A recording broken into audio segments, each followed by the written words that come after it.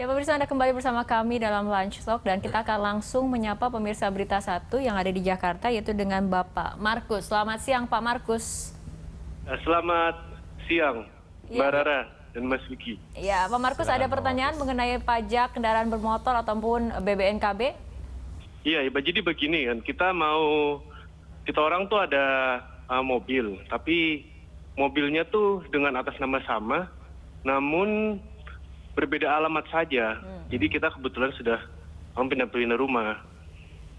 Itu jadi sepertinya gimana? Perlu kita bayar biaya balik nama atau hanya ganti pindah alamat saja? Seperti itu mungkin ke Pak Edi Sumantri. Oke. Artinya ada satu nama tapi dengan alamat yang berbeda. Seperti itu ya Pak Markus? Jadi kita ada dua KTP. Oke.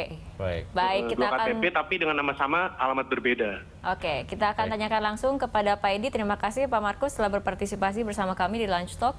Pak Edi, jika kasusnya seperti ini, ada satu warga yang memiliki dua mobil tapi atas nama sama dengan dua alamat yang berbeda, kondisi seperti ini bagaimana kasus ataupun perpajakannya?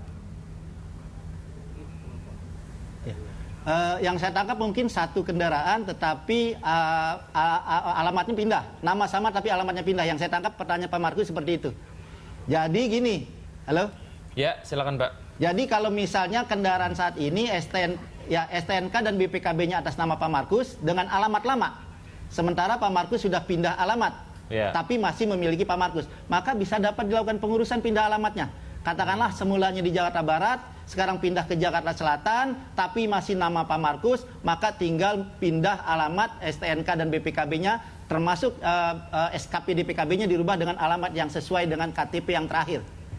Ya, tanpa dikenakan biaya balik nama, karena tidak ada pengalihan kepemilikan kendaraan bermotor, hanya berubah alamat saja. Ya, itu Pak Markus jawaban dari Pak Edi langsung ya. Ya, seperti itu. Ya, baik Pak Edi, bicara kemudian mengenai beberapa masalah yang membuat masyarakat akhirnya mungkin enggan untuk membayar pajak karena terkait transparansi dari penggunaan dan juga penyaluran pajak sendiri. Untuk skup Jakarta, seberapa transparankah untuk kedua hal tersebut, Pak Edi?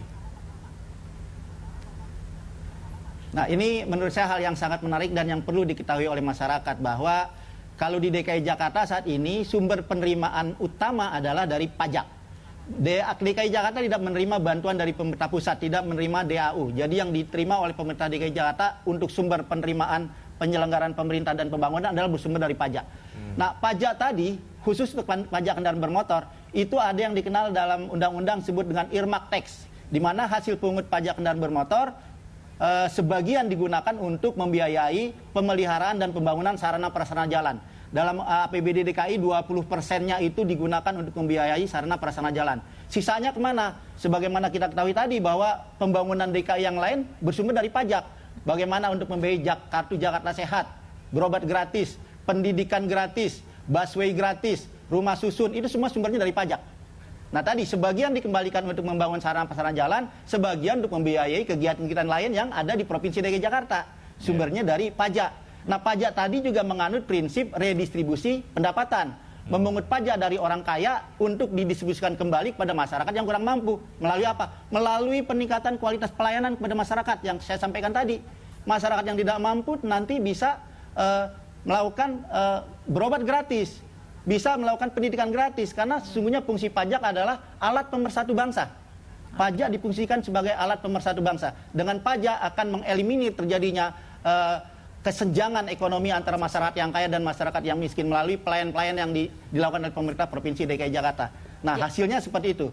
Sebagaimana transparan, ini sudah bisa dilihat di APBD DKI Jakarta, hasil pungutnya dilakukan untuk dikembalikan semua kepada masyarakat berupa pelayanan kepada masyarakat, khususnya masyarakat golongan ekonomi menengah ke bawah atau masyarakat tidak mampu. Ya, baik. Karena itu merupakan harapan dari para wajib pajak ketika kemudian pajak yang dibayarkan, kita harapkan manfaatnya juga kembali kepada para wajib pajak itu sendiri. Baik Pak Edi, kita akan lanjutkan perbincangan, tapi kita ikuti jeda berikut terlebih dahulu.